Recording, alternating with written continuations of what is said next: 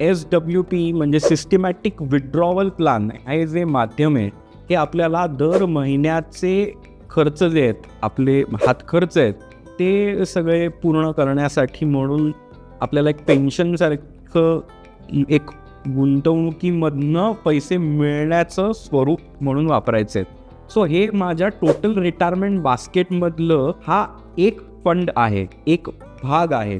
हा एकमेव भाग असू नये, अन्यथा माझ्या गुंतवणुकांचं गणितच बिघडून जाणार आहे. आता माझ्या रिटायरमेंटच्या फंडांमधले इतर काय कंपोनंट असले पाहिजेत, तर एक सगळ्यात महत्त्वाचा म्हणजे emergency fund. Say for example माझ्याकडे रिटायरमेंटचा फंड हा साधारणपणे 1 कोटी रुपयाचा असेल, तर माझ्याकडे ॲटलिस्ट 10 लाख रुपये तरी असे असले पाहिजेत जे माझ्याकडे काळरात्री कधीही उपलब्ध होऊ शकतात.